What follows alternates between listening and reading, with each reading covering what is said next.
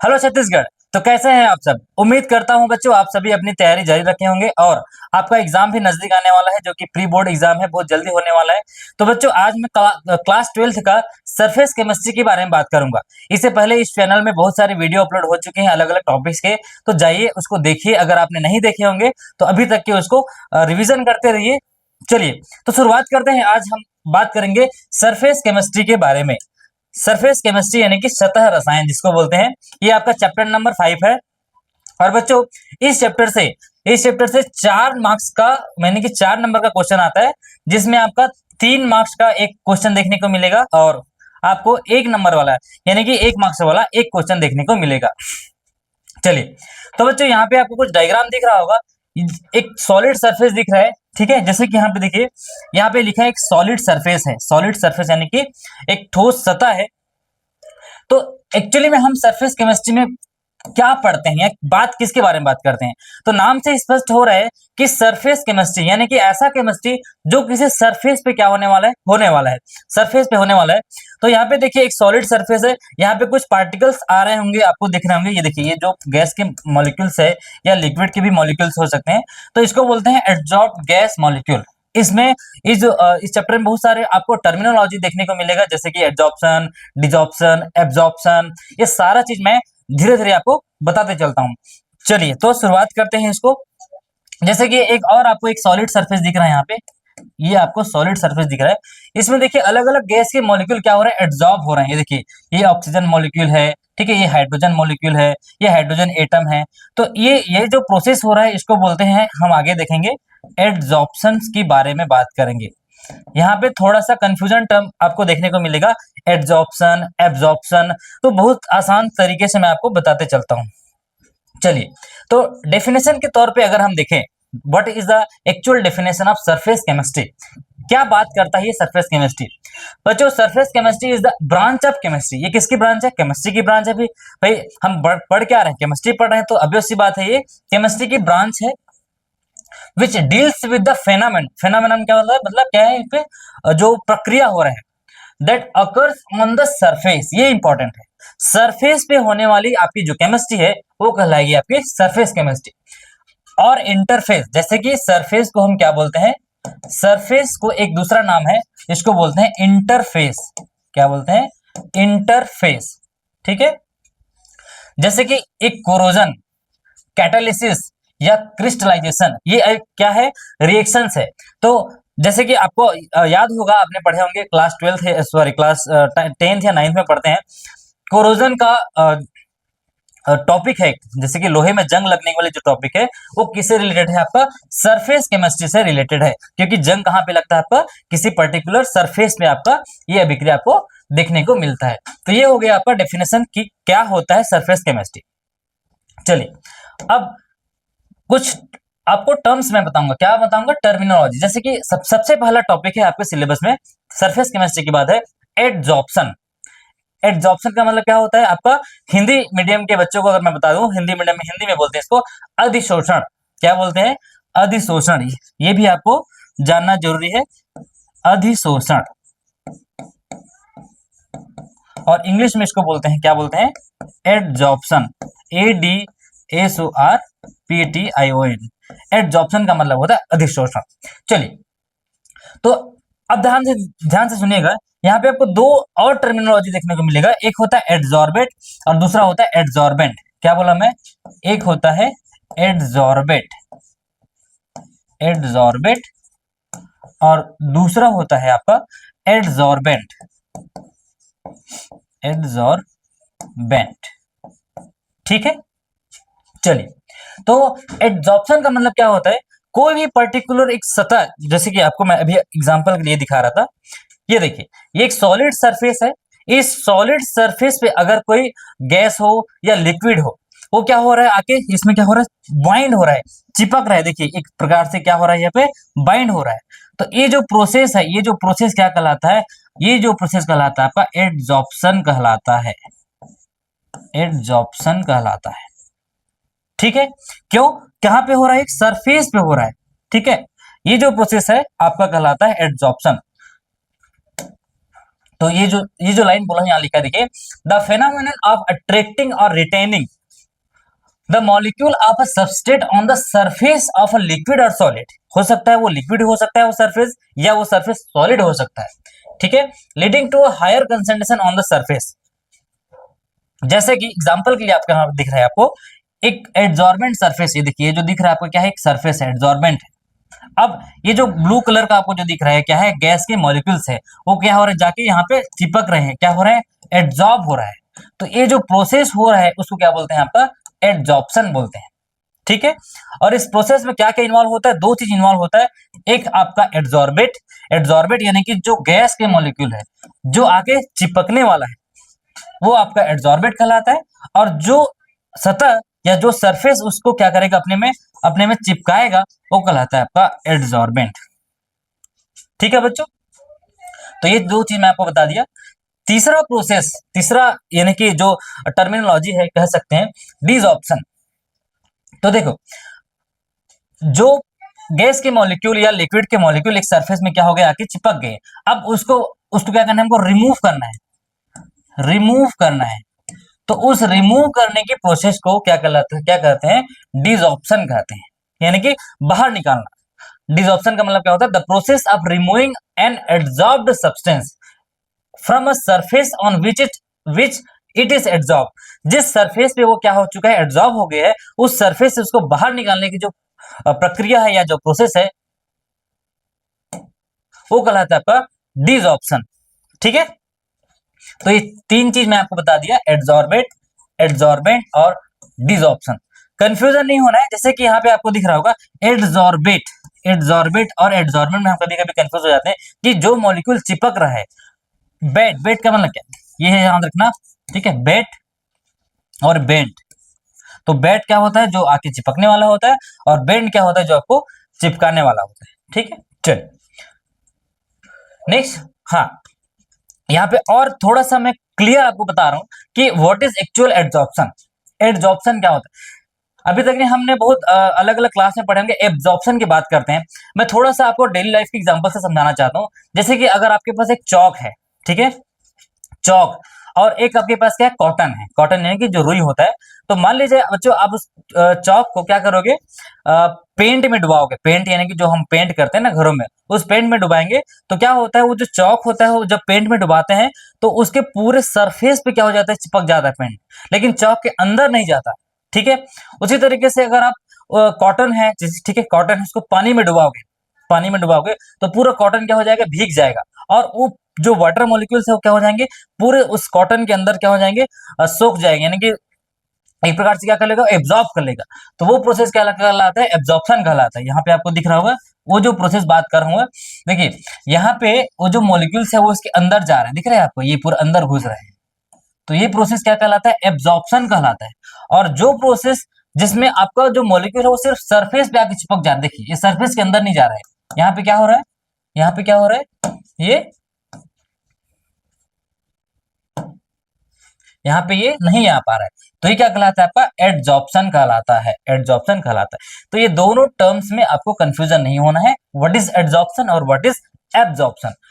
तो देखिए यहाँ पे जो पिछले स्लाइड में जो मैं आपको बताया था, ये जो सोल्यूशन है, ठीक है, यहाँ पे क्या है आपका एड्सॉर्बेट, जो मॉलिक्यूल क्या होने वाला है, चिपकने वाला है, वो कहलाता है एड्सॉर्बेट, और जो आपका जो सरफेस है जो इसको चिपकाने वाला है वो कहलाता है एड्सॉर्बेंट। तो adsorption is a process that occur when gas और लिक्विड सॉलिड एक्यूमुलेट, एक्यूमुलेट का मतलब क्या होता है, इकट्ठा होना, इसका मतलब क्या होता है, इकट्ठा होना, ठीक है, इकट्ठा होना, कहाँ पे, सरफेस पे, या वो तो सॉलिड हो सकता है, या वो तो सॉरी लिक्विड हो सकता है, या तो फिर वो सॉलिड हो सकता है, ठीक है। तो इस तरीके से ये आपका क्या हुआ, एब्जॉर्प्शन का प्रोसेस हो गया। चलिए नेक्स्ट चलते हैं। हाँ, जो आपको मैं पिछले स्लाइड में बता रहा था, एब्जॉर्प्शन वर्सेस एब्जॉर्प्शन क्या है इसमें, इसमें देखो एक डी और बी का क्या है आपका डिफरेंस है। डी का मतलब क्या होता है, आपका सरफेस में एब्जॉर्ब होगा, और बी का मतलब क्या होगा, पूरा बल्क में एब्जॉर्ब होगा, सॉरी बल्क में आपका एब्जॉर्ब होगा। ये देखिए ये जो सरफेस इंटरफेस है, ठीक है, ये जो सरफेस इंटरफेस है उसमें ये नीचे नहीं आ पा रहा है। और ये जो एब्जॉर्प्शन की जब हम बात करते हैं तो क्या करते हैं, ये पूरा पार्टिकल क्या होता है, सोक हो जाता है, सोक यानी कि soak into the bulk of the other face, यहां से पूरा मॉलिक्यूल उठ के कहां चला गया, अंदर घुस गया। तो ये जब बल्क में एब्जॉर्प्शन होता है यानी कि सोखने की प्रक्रिया होती है, तो क्या कहलाती है आपका, एब्जॉर्प्शन। तो बच्चों आई होप कि ये दोनों टर्म्स आपको क्लियर हो गए होंगे, एड्जॉर्प्शन और एब्जॉर्प्शन। जब भी आपको एड्जॉर्प्शन की बात आती है तो दिमाग में एक ही चीज याद रखना कि चौक को हम पेंट में डुबाएंगे तो क्या होगा, वो एड्जॉर्प्शन होगा। और उसी चौक को, मान लीजिए उसी चौक को आप अगर पानी में भिगाते हैं या पानी में डुबाते हैं तो पूरे पानी के मॉलिक्यूल कहां चले जाएंगे, घुस जाएंगे, यानी कि इंटर कर जाएंगे उस चौक में, कैल्शियम कार्बोनेट में। तो उसको याद रखना है आपको, एब्जॉर्प्शन प्रोसेस वहां पे क्या हो रहा है आपको देखने को मिलेगा। चलिए नेक्स्ट, ये जो आपको बता रहा था एब्जॉर्प्शन, ये तो मैं बता दिया, ठीक है। हाँ, ये देखो कैल्शियम क्लोराइड की जो चौक के बारे में बात कर रहा था, उसमें क्या होता है, ये एब्जॉर्ब हो जाता है, ठीक है। चलिए तीसरा प्रोसेस है सॉर्प्शन। एक एब्जॉर्प्शन, दूसरा एड्जॉर्प्शन, तीसरा जो टर्म्स आता है वो कहलाता है सॉर्प्शन। एकदम ध्यान से सुनिएगा, व्हाट इज सॉर्प्शन, इसमें ए डी ए बी कुछ भी नहीं लगा है। तो जब कभी भी आपको ऐसा प्रोसेस देखने को मिले जिसमें एड्जॉर्प्शन भी हो रहा होगा और उसमें एब्जॉर्प्शन भी हो रहा है, यानी कि उसमें साइमल्टेनियसली एडी वाली भी प्रोसेस हो रहा होगा और उसमें ए बी यानी कि एब्जॉर्प्शन, अगर उसमें एब्जॉर्प्शन और एड्जॉर्प्शन की प्रोसेस साइमल्टेनियसली एक साथ हो रहा हो तो उस प्रोसेस को बोलते हैं क्या, सॉर्प्शन प्रोसेस कहते हैं, ठीक है। आपको पूछ देंगे कि when the process is simultaneously adsorption and absorption is occurring, so that process is called यार that process is called sorption, ठीक है। चलिए अब फोर्थ नंबर का है टाइप्स ऑफ एड्सॉर्प्शन, कितने टाइप के आपके पास एड्सॉर्प्शन है। तो बच्चों जैसे कि हम केमिकल रिएक्शन पढ़ते हैं तो उसमें दो टाइप के केमिकल रिएक्शन हमने देखते हैं कि एक फिजिकल एक केमिकल, ठीक है। फिजिकल प्रॉपर्टी होते हैं, केमिकल प्रॉपर्टीज होता है। वैसे ही आपके एड्सॉर्प्शन के भी दो टाइप होते हैं, एक आपका होता है फिजिकल एड्सॉर्प्शन, दूसरा होता है केमिकल एड्सॉर्प्शन। तो चलिए मैं बात करता हूं इसमें, ये देखिए एक आपको दिख रहा होगा जिसको बोलते हैं फिजियोसॉर्प्शन और एक होता है केमिसॉर्प्शन। तो जो फिजियो यानी कि फिजिकल एड्सॉर्प्शन की बात अगर हम करते हैं तो उसमें क्या होता है, आपका कुछ फोर्सेस काम करता है, जैसे उस फोर्स का नाम है वंडरवॉल फोर्स, ठीक है, या आपका हाइड्रोजन बॉन्ड हो सकता है। तो वो फिजिकल टाइप्स के क्या होंगे उसमें, फिजिकल अटैच होंगे। जैसे कि यहाँ के आपको डायग्राम में मैं क्लियर दिखा देता हूँ, ये देखिए एक एड्सॉर्बेड मॉलिक्यूल है, ठीक है, वो क्या होने वाला है, एड्सॉर्ब हो रहा है। तो देखिए एक सॉलिड सरफेस पे, एक सॉलिड जो सरफेस है उसमें अगर फिजिकल एड्सॉर्प्शन हो रहा है तो क्या होगा, यहाँ पे एक वंडरवॉल फोर्स या कुछ ऐसे अट्रैक्शन फोर्स से क्या हो गया आके वो यहाँ पे चिपक जाएंगे। लेकिन जब हम बात करेंगे केमिकल एब्जॉर्प्शन यानी कि केमिसॉर्प्शन की बात करेंगे तो ये सरफेस में चिपकेगा तो ही, लेकिन कुछ बॉन्ड बना लेगा, क्या बना लेगा, बॉन्ड बना लेगा, केमिकल बॉन्ड बना लेगा, ठीक है। यहाँ पे आपको कोई बॉन्ड बनाने को देखने को नहीं मिलेगा। एक फिजिकल यानी कि भौतिक रूप से आके क्या होगा, वो सिर्फ मात्र चिपकेगा, कोई भी यहाँ पे आपको केमिस्ट्री बॉन्ड बनाते हुए नहीं दिखेगा। लेकिन जब हम बात करेंगे केमिसॉर्प्शन का, जिसको बोलते हैं आपका केमिकल एड्सॉर्प्शन, तो ये क्या करेगा, ये जो एक्टिव साइट आपको दिख रहा होगा, ये दिख रहा है, ये जो आपको जो एड्सॉर्बेट मॉलिक्यूल है जो आके चिपकने वाला है वो क्या कर रहा है, एक प्रकार से केमिकल बॉन्ड फॉर्म कर रहा है। तो इस तरीके के अगर उसमें एड्सॉर्प्शन होता है तो कहलाता है आपका केमिसॉर्प्शन। और सिर्फ एक फोर्स से आके वो चिपक रहा है, कुछ भी केमिकल रिएक्शन नहीं हो रहा है, तो वो कहलाता है आपका फिजियोसॉर्प्शन, ठीक है। उदाहरण के लिए आप वही वाला उदाहरण याद रख सकते हैं जो कि आपको बताया हूं मैं, जो चौक में अगर हम पेंट को चौक में जैसे कि चौक को पेंट में डुबाते हैं तो कोई भी आपको केमिकल रिएक्शन देखने को नहीं मिलेगा। वो क्या होता है, पेंट के जो मॉलिक्यूल होते हैं वो चौक में जाके चिपक जाते हैं, ठीक है। ये आपका जो ये डायग्राम है वो भी आपको यही बता रहा है। देखिए फिजियोसॉर्प्शन की जब हम बात करें तो देखिए ये जो आपका मॉलिक्यूल्स है वो आके क्या हो रहा है, स्टिक हो रहा है, देखिए। लेकिन जैसे हम बात करेंगे केमिसॉर्प्शन की बात कर रहे हैं तो यहाँ पे आपको देखने को मिलेगा, ये देखिए एक केमिकल एक प्रकार से क्या बना रहा है, बॉन्ड फॉर्म कर रहा है। ये जो एक्टिव साइट है आके वहां पे वो क्या हो रहा है, चिपक रहा है, यहाँ पे केमिकल बॉन्ड फॉर्म हो रहा है। बात करेंगे हम इसमें आगे डिफरेंस भी देखेंगे कि क्या क्या बेसिक डिफरेंस है किसमें, केमिसॉर्प्शन और फिजियोसॉर्प्शन का। चलिए ये मैं आपको आगे डिफरेंस बता, ये देखिए। तो बच्चों हम देखते हैं इसमें आपको हो सकता है 3 नंबर में ये भी पूछ सकते हैं कि what is basic difference between physical adsorption and chemical adsorption, जिसको फिजियोसॉर्प्शन भी बोलते हैं और केमिसॉर्प्शन। इसका दो नाम है, जैसे कि फिजियोसॉर्प्शन बोले तो भी वही है और केमिसॉर्प्शन बोले तो भी आपको ये समझना है कि केमिकल एड्सॉर्प्शन। तो चलिए धीरे धीरे इसको वन बाय वन देखते चलते हैं कि क्या बेसिक डिफरेंस हो सकता है इन दोनों के बीच में। तो सबसे पहला डिफरेंस है, it is due to intermolecular van der Waals forces. क्या है? फिजियोजॉर्प्शन कब अकर होता है? Intermolecular van der Waals forces. अब बच्चों ये भी आपको ध्यान में देना है कि इंटरमोलिकुलर क्या होता है। जैसे कि सॉलिड के पार्ट जो मॉलिक्यूल्स होते हैं या सॉलिड जो भी सब्सटेंस होते हैं वो किस फोर्स से जुड़े रहता है? इंटरमोलिकुलर फोर्सेस से जुड़ा रहता है। अब उसमें कौन सा फोर्स काम करता है? आपका वैन डेर वाल फोर्स से अगर कोई आपका एड्सॉर्बेट मॉलिक्यूल, एड्सॉर्बेट और एड्सॉर्बेंट का कॉन्सेप्ट क्लियर रखिएगा। एड्सॉर्बेट का मतलब जो मॉलिक्यूल आके क्या होने वाला है? स्टिक होने वाला है, चिपकने वाला है। तो कौन से फोर्स से जुड़ता है? वो वैन डेर वाल फोर्स से। लेकिन जब हम बात करते हैं आपका केमिकल एड्सॉर्प्शन का, तो उसमें क्या होगा? केमिकल बॉन्ड फॉर्मेशन हो जाएगा। केमिकल यानी कि उसमें सीधा एक प्रकार से उसका स्टेट ही चेंज हो जाएगा। सीधा सीधा क्या बना लेगा? वो केमिकल बॉन्ड बना लेगा आके, केमिकल बॉन्ड। तो यहाँ पे आपको यहीं पे समझ आ जाएगा भाई, एक होता है जो मात्र आपको फोर्स से जुड़ा है, दूसरा केमिकल बॉन्ड से। तो कौन सा जो एड्सॉर्प्शन है वो ज्यादा स्ट्रांग होगा? केमिसॉर्प्शन जो है ज्यादा स्ट्रांग होगा। चलिए दूसरा देखते हैं, it depends on the nature of gas, easily liquefiable gases are absorb readily. अब देखिए भाई, एकदम से आपको यहाँ पे केमिस्ट्री इन्वॉल्व नहीं हो रहा है, केमिकल बॉन्ड नहीं बन रहा है, ये मात्र और मात्र एक फोर्स से जुड़ रहा है। तो इसके लिए क्या होना चाहिए? आपका जो गैस है वो उस गैस के नेचर पे डिपेंड करता है कि कैसे वो जाके जल्दी क्या होगा? एब्सॉर्ब होगा। तो यहाँ पे लिखा है इजिली लिक्विफेबल, यानी कि जो गैस जल्दी लिक्विफाई हो सकता है, जो गैस अपने आप को जल्दी लिक्विड स्टेट में चेंज कर लेता है, वो जल्दी क्या होगा? इसमें एब्सॉर्ब होगा। लेकिन जब बात करेंगे हम केमिकल एब्सॉर्प्शन का, तो ये more specific than physical absorption. इसमें क्या होगा? कुछ ना कुछ केमिकल बॉन्ड बनेगा, केमिस्ट्री कुछ केमिकल रिएक्शन होगा, तब जाके वो क्या होगा? केमिसॉर्प्शन करेगा। तीसरा है heat of absorption is small. इसमें क्या होगा? Heat of absorption is large. फिर आता है ये रिवर्सिबल। रिवर्सिबल यानी कि हाँ, यहाँ पे दो टर्म्स आपको देखने को मिलेगा, रिवर्सिबल और इरिवर्सिबल।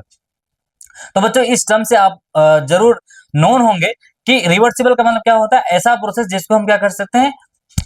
ऐसा प्रोसेस जैसे कि मान लिया जाए ए से बी गया और ये बी से वापस अगर ए में कन्वर्ट हो गया। आप केमिकल काइनेटिक के चैप्टर में पढ़े होंगे जरूर कि रिवर्सिबल क्या होता है? ए से बी गया और बी से ए आया, तो इस प्रकार के प्रोसेस को बोलते हैं रिवर्सिबल।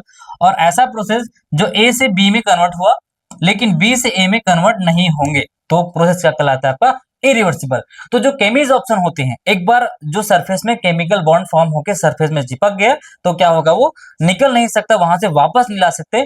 तो यहाँ पे केमिसॉर्प्शन के जो प्रॉपर्टी है वो आपका क्या है? इरिवर्सिबल नेचर का होता है। फिफ्थ है if occurs rapidly at low temperature, यानी कि ये कैसे में होगा? लो टेम्परेचर में होगा। और अगर टेम्परेचर बढ़ाते हैं, अगर हम टेम्परेचर बढ़ाते हैं तो फिजिकल एड्सॉर्प्शन का जो प्रोसेस है क्या होता है? डिक्रीज होता है। ये बहुत इंपॉर्टेंट है, इसको याद रखिएगा। टेम्परेचर बढ़ाने से फिजिकल एड्सॉर्प्शन क्या होता है? डिक्रीज होता है। बल्कि आपका जो केमिकल एड्सॉर्प्शन की बात हम जब करते हैं, तो जब भी हम टेम्परेचर बढ़ाते हैं, टेम्परेचर इंक्रीज करते हैं, तो आपका केमिकल एड्सॉर्प्शन इंक्रीज होता है। यहाँ पे इसी चीज को याद रखिएगा, टेम्परेचर इंक्रीज, ठीक है, आपका जो केमिकल एड्सॉर्प्शन है वो क्या होता है? आपका इंक्रीज होता है। जबकि फिजिकल एड्सॉर्प्शन की बात करते हैं, इसका सीधा सीधा एग्जांपल मैं आपको बता देता हूँ आपके डेली लाइफ में। जैसे कि कुछ चीज को हमको निकालना होता है, जैसे कोई पेंट लगाए या किसी के ऊपर कुछ लगा, हम क्या करते हैं? तो गर्म करते हैं। तो गर्म करते हैं तो क्या होता है? उस सरफेस का जो जो फोर्स से वो जुड़ा रहता है, उस फोर्स को धीरे धीरे क्या करना शुरू कर देता है? वो उस सरफेस को छोड़ना शुरू कर देता है। तो जो फिजिकल एड्सॉर्प्शन की बात में टेम्परेचर का क्या रोल है? उसमें क्या होता है? टेम्परेचर बढ़ाने से आपका एड्सॉर्प्शन क्या होता है? कम होने लगता है। चलिए नेक्स्ट जो 6 नंबर की प्रॉपर्टी है, प्रेशर अगर हम इंक्रीज करते हैं, ठीक है, तो वो क्या होता है? प्रेशर के साथ क्या होता है? आपका जो एड्सॉर्प्शन है वो क्या होता है? बढ़ता है। टेम्परेचर के साथ घटता है, प्रेशर के साथ बढ़ता है। इसमें आपका प्रेशर का कोई भी इफेक्ट नहीं देखने को नहीं मिलता, ठीक है। Changes of pressure has no effect. आपका केमिकल बॉन्ड जो भी केमिसॉर्प्शन है उसको प्रेशर से आपका कोई भी रिश्ता नाता लेना देना नहीं। चलिए एक लास्ट है आपका फॉर्म्स मल्टी मॉलिक्यूलर लेयर। अब ये क्या बात हुआ भाई? मल्टी मॉलिक्यूलर यानी कि एक लेयर है, ठीक है, उस लेयर में आपने क्या किया? एक सरफेस यानी कि कुछ भी आपको कोट किया, उसके ऊपर फिर से कोट किया, यानी कि वो मल्टी लेयर एड्सॉर्ब कर सकता है। जब हम बात करते हैं फिजिकल एड्सॉर्प्शन की बात करते हैं, जैसे कि मल्टी लेयर का उदाहरण आपको मैं दिखा रहा हूं। या बता रहा हूँ, घर में जब हम पेंट करते हैं, एक बार पेंट किया अच्छे से कलर नहीं आया, फिर हम दूसरी बार पेंट करते हैं तो क्या होता है, थोड़ा सा अच्छा कलर आता है। तो जब हम जितने बार उसमें पेंट करेंगे क्या होता है, उसका कलर अच्छे आता है, यानी कि उसमें मल्टी लेयर फॉर्मेशन होने की जो सरफेस है वो टेंडेंसी होती है किसमें, फिजिकल एड्सॉर्प्शन। लेकिन आपका एक यूनिफॉर्म लेयर बनेगा, केमिकल ऑप्शन में क्या होगा, एक लेयर बन गया, उस लेयर के बाद आपका जो साइट होते हैं, जो एक्टिव साइट होते हैं वो क्या होते हैं, ब्लॉक होते जाते हैं। जैसे कि यहाँ पे आपको दिखाया केमिकल ऑप्शन के टर्म्स में, ये देखिए आपको कुछ एक्टिव साइट दिख रहा है, ये सब एक्टिव साइट है। तो अगर ये साइट ब्लॉक हो गया एक बार, तो ये आपका मल्टी लेयर फॉर्मेशन नहीं करेगा, ये क्या करेगा, यूनिफॉर्म लेयर बनाएगा। यूनिफॉर्म लेयर किसका बनाएगा, एड्सॉर्बेट मॉलिक्यूल का यूनिफॉर्म लेयर बनाएगा। चलिए, तो बच्चों आई होप कि इतना तक आपका क्लियर हो गया होगा, जो मैं आपको यह क्या बता रहा था, फिजिकल एड्सॉर्प्शन और केमिकल एड्सॉर्प्शन के बारे में डिफरेंस बता रहा था। हो सकता है ये क्वेश्चन आया हो या आने वाला हो, आपको क्या करना है, 2-4 पॉइंट अच्छे से याद करना है। 3 नंबर में हो सकता है इसको पूछ सकता है, what is the difference between physical adsorption and chemical adsorption. चलिए, अब हम नेक्स्ट टॉपिक की बात करेंगे। नेक्स्ट टॉपिक में चलते हैं, फैक्टर्स अफेक्टिंग ऑन एड्सॉर्प्शन। ऐसे क्या क्या कारक, ऐसे क्या क्या फैक्टर्स हैं जो उस एड्सॉर्प्शन को क्या करता है, अफेक्ट करता है। अफेक्ट यानी कि प्रभाव डालता है। तो सबसे पहले बात करता हूं, उसमें है नेचर ऑफ एड्सॉर्बेंट, यानी कि जिस सतह पर वो चिपकने वाला है उस सतह की प्रकृति क्या है, यानी कि एड्सॉर्बेंट की प्रकृति क्या है। दूसरा है नेचर ऑफ एड्सॉर्बेंट, जो मॉलिक्यूल उस पर जाके चिपकने वाला है उसकी प्रकृति क्या है। टेम्परेचर, उस पर्टिकुलर कंडीशन यानी कि टेम्परेचर की क्या रोल है वहां पे, वो भी आपको इफेक्ट करता है। फिर आता है प्रेशर, कि कितना प्रेशर से आप किसी पर्टिकुलर एड्सॉर्बेंट में एड्सॉर्बेंट को क्या कर रहे हो, उसमें सतह पे चिपका रहे हो। फिर आता है स्पेसिफिक नेचर, एक्सोथर्मिक नेचर और रिवर्सिबल नेचर, जो है आपको बताया रिवर्सिबल नेचर, जैसे कि कोई मॉलिक्यूल है आपका क्या हुआ, एड्सॉर्ब हुआ, फिर उसको डिसॉल्व करना है, तो ऐसा रिवर्सिबल नेचर या इरिवर्सिबल नेचर जो मॉलिक्यूल रखता हो। चलिए, मैं थोड़ा सा इसको और इलोबरेट करता हूं ताकि आपको समझ आ जाए। सबसे पहले हम देखते हैं एड्सॉर्बेंट कि कौन सी प्रॉपर्टी है जो एड्सॉर्बेंट यानी कि एड्सॉर्प्शन की प्रक्रिया को स्मूथ बनाता है। जैसे कि adsorbent, every solid surface has the adsorption capacity. सही बात है भाई, कोई भी, अब देखो एकदम स्मूथ सरफेस है या चिकना सरफेस है तो वहां पे तो मैं बात नहीं कर सकता कि वहां के चिपकेगा, लेकिन आपके सॉलिड सरफेस में क्या होता है, आपका जो एड्सॉर्बेट मॉलिक्यूल को, यानी कि जो मॉलिक्यूल जो गैस के मॉलिक्यूल हो सकते हैं या लिक्विड के मॉलिक्यूल हो सकते हैं, वो क्या हो रहा है, जाके चिपक रहा है। तो increasing solubility decreases adsorption, increasing solubility decreases adsorption. तीसरा पॉइंट है सॉल्युबिलिटी ऑफ एड्सॉर्बेंट से affected by the molecular size, ionization and polarity. जितना छोटा साइज होगा उतना अच्छे से क्या होगा, जाके एड्सॉर्बेंट में यानी कि एड्सॉर्बेंट मॉलिक्यूल में क्या होगा, चिपकेगा। दूसरा फैक्टर है पीएच। पीएच भी क्या करता है, ये अफेक्ट करता है आपका surface charge on the adsorbent and the charges on the solute. ठीक है, जैसे कभी कभी क्या होता है आपका, एक होता है एसिडिक नेचर, ठीक है, एसिडिक नेचर, फिर बेसिक नेचर। तो ऐसे कौन सा मॉलिक्यूल है जो एसिडिक नेचर में काम करता है या बेसिक, तो इसको बोलते हैं आपका पीएच। तो यहाँ पे देखिए लोअरिंग पीएच, जब हम पीएच की बात कम करते हैं तो आपका एड्सॉर्प्शन जो है ऑर्गेनिक मटेरियल का क्या होता है, आपका इंक्रीज होता है। तो कम पीएच में ज्यादा अच्छे से क्या हो रहा है, आपका एड्सॉर्प्शन हो रहा है। उसी तरीके से बात करते हैं टेम्परेचर का। तो अभी आपको बताया कि जब टेम्परेचर बढ़ाते हैं तो आपका केमिसॉर्प्शन क्या होता है, बढ़ता है, सॉरी घटता है, नहीं, आपका जो फिजियोसॉर्प्शन टेम्परेचर बढ़ाने से क्या होता है, कम होता है, लेकिन केमिसॉर्प्शन क्या होता है, बढ़ता है। ये आपको बताया मैं। उसी तरीके से आपका presence of other solute, other solute यानी कि क्या होता है, compete for the limited number of adsorption site. भाई मान लीजिए मुझे एक मेरा टारगेट मॉलिक्यूल है जिसको मुझे एड्सॉर्ब कराना है, लेकिन उसके साथ साथ अगर कोई और सॉल्यूट है तो वो क्या करेगा, कंपटीशन करेगा आपके सॉल्यूट जो है एड्सॉर्बेट मॉलिक्यूल से, और क्या होगा, वो उसका जो एक्टिव साइट है, उसका एक्टिव साइट उसको क्या करेगा, ब्लॉक करते जाएगा, एक्टिव साइट को ब्लॉक करते जाएगा। तो ये भी जो आपका अदर सॉल्यूट जो प्रेजेंस होने का एक फैक्टर ये है कि आपका एड्सॉर्प्शन को क्या करेगा, अफेक्ट करेगा। तो इस तरीके से कुछ पॉइंट्स मैं आपको बता दिया, 3-4 पॉइंट से आपको क्या करना है, नोट्स बना के इसको लिखना है कि हाँ सर ये आपका क्या है, आपका factors affecting of adsorption process है। ठीक है, चलिए अब इतना तो हो गया आपका एड्जॉर्प्शन के बारे में। अब हम थोड़ा देखेंगे इसका एप्लीकेशन क्या है। सर ये एड्जॉर्प्शन है, एब्जॉर्प्शन है, यहाँ इसका एप्लीकेशन कहाँ पे? इसका बहुत सारा एप्लीकेशन आपको, जैसे कि आपको मैं दो डेली लाइफ का बता ही दिया हूँ, घर से पेंट से लेके सब चीज में आपका ये काम करेगा आपका क्या, एड्जॉर्प्शन के बाद। तो यहाँ पे एक आपको डायग्राम दिख रहा है, क्या है, मास्क। ठीक है, ये मास्क का डायग्राम है या चित्र है, यहाँ देखिए। इस मास्क में क्या होता है, इस प्रोसेस में क्या होता है, जो भी गैस मास्क हम जो यूज करते हैं उसमें क्या होता है, एक्टिवेटेड चारकोल। एक्टिवेटेड चारकोल से आपको याद आ रहा होगा बच्चों, फेस वॉश जब हम यूज करते हैं तो उसमें लिखा रहता है एक्टिवेटेड चारकोल फेस वॉश। तो वहां पे उस चारकोल का क्या काम है, उस फेस वॉश में उस चारकोल का क्या काम है, तो यहाँ पे आपको समझ आएगा कि वो एड्जॉर्प्शन प्रोसेस करता है, एड्जॉर्प्शन का काम करता है। किसमें? आपका जो गैसेस होते हैं, गैस मास्क होते हैं, वो गैस क्या किस में जाके एड्जॉर्ब होता है, उस चारकोल में एड्जॉर्ब होता है। ठीक है, टॉक्सिक जो गैसेस होती है, जैसे कि हम मास्क लगाए, पूरे वातावरण में टॉक्सिक गैस फैला हुआ है, सल्फर डाइऑक्साइड है, ठीक है, या आपका जो अदर हानिकारक जो गैसेस हैं उसको क्या करता है, ये एड्सॉर्ब करता है। ठीक है, air for breathing is purified, और क्या करता है मास्क, क्या करता है इसको प्यूरिफाई करता है। ठीक है, प्यूरिफाई करता है। चलिए दूसरा उदाहरण आपको मैं बता रहा हूं आपको, जैसे कि कोलगेट, आजकल एक्टिवेटेड चारकोल कोलगेट आता है। ठीक है, उसमें भी आपको ये देखने को मिलेगा एड्जॉर्प्शन प्रोसेस।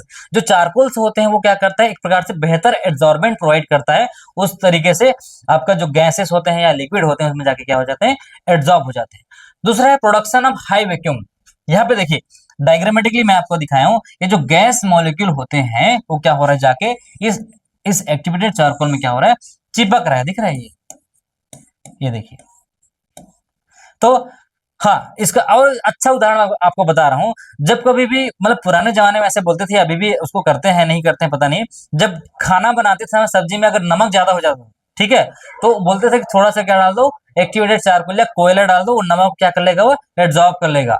और उसका उदाहरण आपको बता रहा हूँ, घरों में आपने बच्चों अर्थिंग सुने होंगे, अर्थिंग गड़ाते हैं तो वहां पे क्या डालते हैं, कोयला। कोयला के साथ साथ क्या डालते हैं वहां पे, नमक, पानी। तो वहां कोयला क्यों डालते हैं, कोयला क्या करता है आपका, एक्टिवेटेड चारकोल का काम करता है, एक्टिवेटेड चारकोल काम करता है, और वो क्या करता है, एड्सॉर्ब करके रखा रहता है वहां के सरफेस में, आपका जो नमी बना के, हाइग्रोस्कोपिक बना के उस नमक और पानी को यहाँ पे, ये वही काम करता है, किस प्रोसेस से, आपका एड्सॉर्प्शन प्रोसेस से। ठीक है, तो जाने अनजाने में आप इस एड्सॉर्प्शन को यूज करते आए हो, आज उसको आपको क्या करना है, पढ़ना है। ठीक है, सिस्टमेटिक तरीके से पढ़ना है। दूसरा है production of high vacuum, the remaining traces of air can be absorb. भाई जितने भी आपका जो हानिकारक जो टॉक्सिक गैस है उसका भी आपको बताया कि एक्टिवेटेड चारकोल से क्या कर सकते हैं, हम उसको एब्जॉर्ब कर सकते हैं, एब्जॉर्ब कर सकते हैं, एड्सॉर्प्शन के प्रोसेस से एड्सॉर्ब कर सकते हैं। चलिए कुछ और एग्जांपल्स आपको देखने को मिलेगा। हेट्रोजीनस कैटालिसिस, किसका एप्लीकेशन है, ये एप्लीकेशन ऑफ एड्सॉर्प्शन। ठीक है, तो ये हेट्रोजीनस कैटालिसिस आपने 12वीं क्लास की आप शायद इसमें होगा, उसमें हाइड्रोजनेशन ऑफ निकिल जिसमें आप पढ़े होंगे, hydrogenation of vegetable oil, saponification, बहुत सारे ऐसे रिएक्शन जिसमें आपको हेट्रोजीनस कैटालिसिस का यूज होता है। ठीक है, तो absorption of reactant from of the solid surface catalysis increase the rate of reaction. ठीक है, for example use of finally divided iron, ये आपने जरूर पढ़े होंगे, अमोनिया बनाने के मेथड में पढ़े होंगे, हैबर प्रोसेस में। ठीक है, manufactured of the ammonia and finally divided nickel in the hydrogenation of vegetable oil. ठीक है, तो ये हाइड्रोजिनस कैटालिसिस के टर्म्स में ये आपको एड्सॉर्प्शन का एप्लीकेशन है। ठीक है, एड्सॉर्प्शन का एप्लीकेशन है जिसमें आपका कैटालिस्ट जो आयरन होता है, जो आयरन होता है वो आपका अमोनिया बनाने में, यानी कि अमोनिया मैन्युफैक्चर में क्या करता है, ये काम करता है। चौथा है removal of colouring matter from solution, animal charcoal. Animal charcoal यानी कि जिसको बोलते हैं आपका जो बोन चारकोल होते हैं, वो क्या करता है, removes colour from the solution bye absorbing coloured impurity. जहां पे भी आपको कलर को हटाना होता है वहां पे क्या यूज करते हैं, एनिमल चारकोल यूज करते हैं। किस प्रोसेस से होता है वो, एड्सॉर्प्शन प्रोसेस से। कंट्रोल ऑफ ह्यूमिडिटी, ह्यूमिडिटी यानी कि जो नमी, जैसे कि मैं आपको उदाहरण के लिए दिखा रहा हूँ, यहाँ पे एक सिलिका पार्टिकल, ये देखिए यहाँ पे जो सिलिका जेल्स होता है, जैसे कि हम घरों में अगर कोई टीवी वगैरह या कुछ ऐसे इलेक्ट्रॉनिक सामान लेते हैं, तो ये जो आता है आपको डिब्बा में आता है, ये जो सिलिका जेल होता है, ये क्या करता है, यहाँ पे लिखा है सिलिका जेल, ये तो ये क्या करता है, नमी को, यानी कि जो हाइग्रोस्कोपिक होता है उसको क्या करता है, एब्जॉर्ब करके रखता है। तो ये कहलाता है कंट्रोल ऑफ ह्यूमिडिटी। ठीक है। तो सिलिका एंड एल्यूमिनियम जेल इसका एग्जांपल है। Silica and aluminium gel are used as adsorbent, ये मॉइस्चर को क्या करता है, ट्रैप करके रखता है, तो इसका एप्लीकेशन है।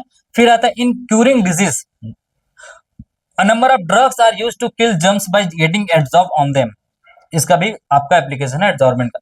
फिर आता है एड्सॉर्प्शन इंडिकेटर। एड्सॉर्प्शन इंडिकेटर क्या होता है,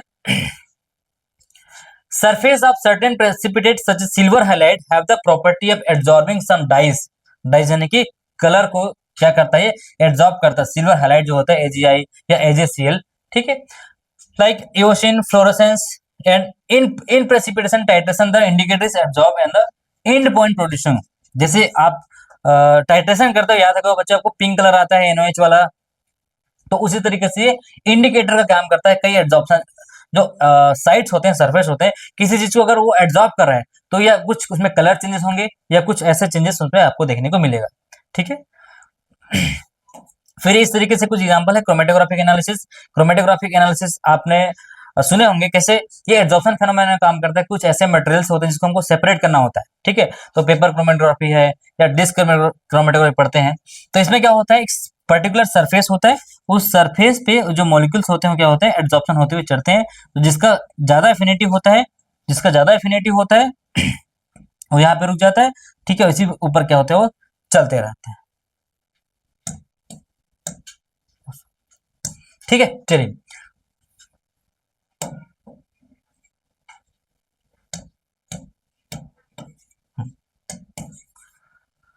अब जो नेक्स्ट और लास्ट टॉपिक है वो है आपका, क्या है आपका, कैटलिस्ट।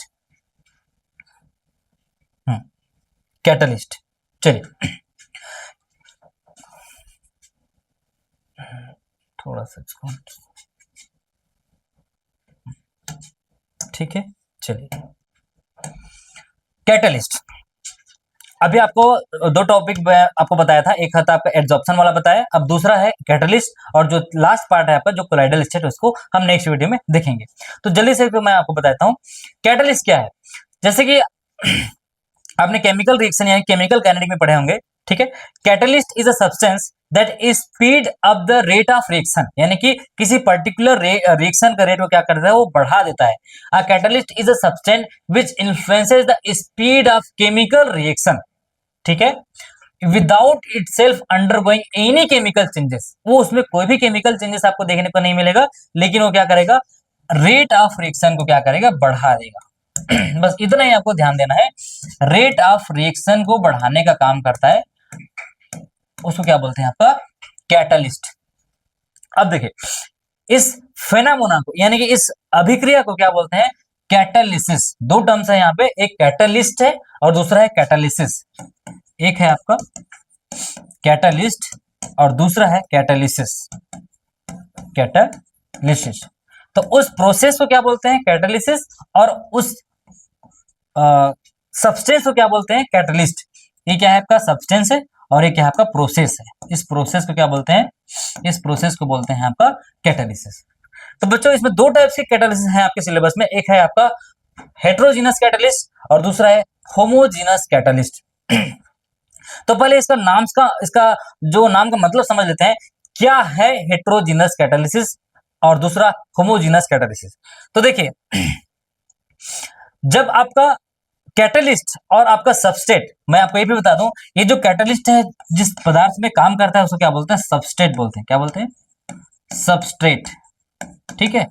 तो अगर आपका कैटलिस्ट और सबस्ट्रेट का फेज यानी कि अवस्था, स्टेट डिफरेंट हो, क्या हो, डिफरेंट हो, जैसे कि अगर आपका कैटलिस्ट जो है गैसियस स्टेट में है और आपका सबस्ट्रेट जो है लिक्विड स्टेट में है, लिक्विड स्टेट में है, तो उस दौरान आपका जो प्रोसेस है वो कहलाएगा आपका हेट्रोजीनस कैटालिसिस।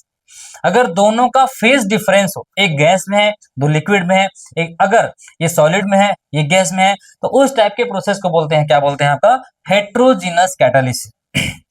और दूसरा, अगर यहीं पे आपका कैटालिस्ट और सबस्ट्रेट का जो फेज है, जो स्टेट है, वो क्या हो, सेम हो, सेम यानी कि एक जैसे हो, यानी कि लिक्विड स्टेट में आपका कैटालिस्ट है और लिक्विड स्टेट में जिस जिस सबस्ट्रेट में ये कैटालिसिस काम करने वाला है उसका भी अगर आपका जो स्टेट हो लिक्विड हो, तो कहलाता है आपका वो कहलाता है आपका ये दूसरा टाइप का जो बताया आपका, सॉरी, ये होमोजीनस कैटालिसिस। यहाँ पे देखिए when the catalyst is present in the same phase, ये आपको बहुत इंपॉर्टेंट है। अगर आपका कैटलिस्ट क्या है, सेम फेज में है, तो आपका क्या कहलाता है, वो होमोजीनस कैटालिसिस कहलाता है। चलिए ये तो इसके एग्जांपल्स है। पहला एग्जांपल है oxidation of ammonia to nitric acid. Ammonia से हम क्या कर रहे हैं, नाइट्रिक एसिड बना रहे हैं। तो इस प्रकार के आपका जो कैटालिसिस है जिसमें इन्वॉल्व हो रहा है आपका प्लेटिनम सरफेस है। ये जो पीटी लिखा है वो क्या है, प्लेटिनम है। प्लेटिनम धातु के सरफेस में क्या हो रहा है, ऑक्सीजन को क्या करा रहे हैं, पहले एड्सॉर्ब करा रहे हैं, ठीक है, उसके बाद अमोनिया को एड्सॉर्ब करा रहे हैं, और ये दोनों रिएक्शन होके क्या बन रहा है, यहाँ पे नाइट्रिक ऑक्साइड है। तो ये जो प्रोसेस है आपका कौन से प्रोसेस से होता है, कौन से कैटालिसिस से होता है, हेट्रोजिनस कैटालिसिस से। चलिए इसको थोड़ा मैं मिटा देता हूँ, फिर आपको क्लियर दिखेगा। चलिए नेक्स्ट एग्जांपल है इसका, नेक्स्ट एग्जांपल है आपका कॉन्टेक्ट प्रोसेस, जिसमें क्या होता है, सल्फ्यूरिक एसिड बनता है।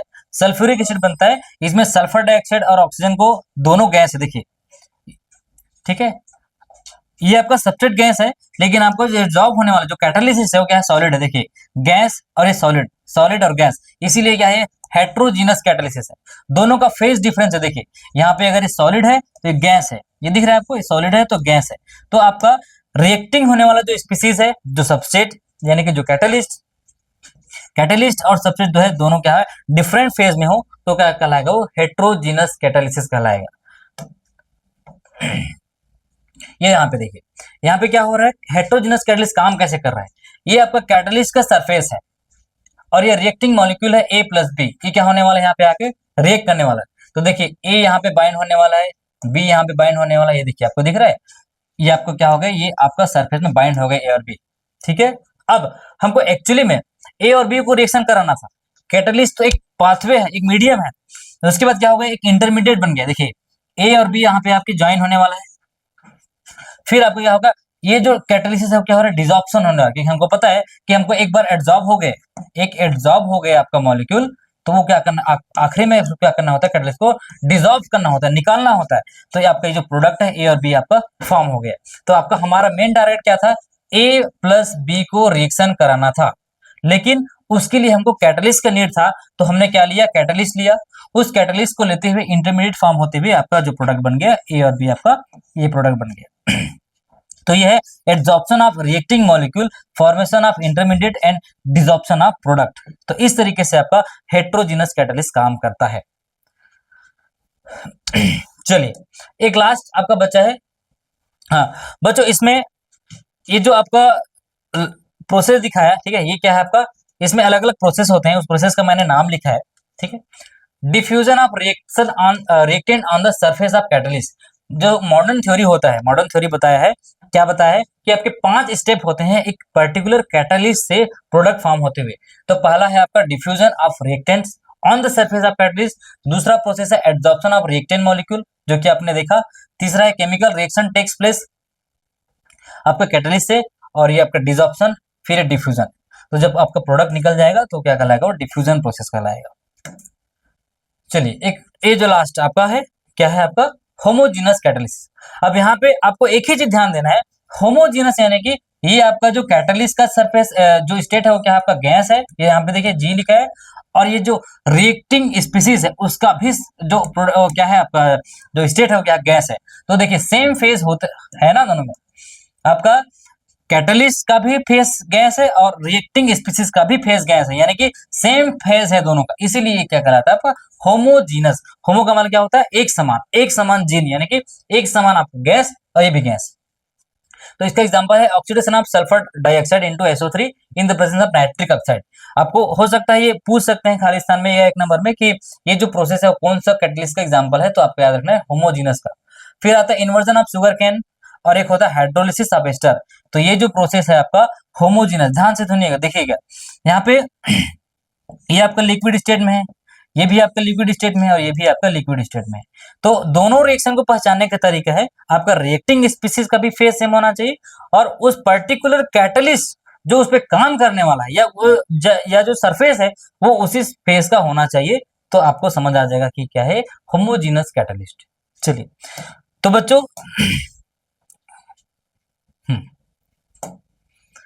नेक्स्ट लेक्चर में हम देखेंगे कोलाइडल स्टेट। हो सकता है ये वीडियो थोड़ा लंबा हो गया होगा, लेकिन आप थोड़ा सा ध्यान पूर्वक इसको थोड़ा सा पेशेंस रख के देखिए वीडियो को, आपको समझ आ जाएगा। इससे हो सकता है आपका 1 मार्क्स या 3 मार्क्स का क्वेश्चन जरूर बन जाएगा। ठीक है, नेक्स्ट लेक्चर में हम देखेंगे कोलाइडल स्टेट के बारे में। तब तक के बने रहिए वीडियो में, और अगर आप वीडियो पसंद आया लाइक शेयर सब्सक्राइब कीजिए, ताकि सारे बच्चे जिनके पास जो 12th की तैयारी कर रहे हैं उन तक पहुंच जाए। धन्यवाद।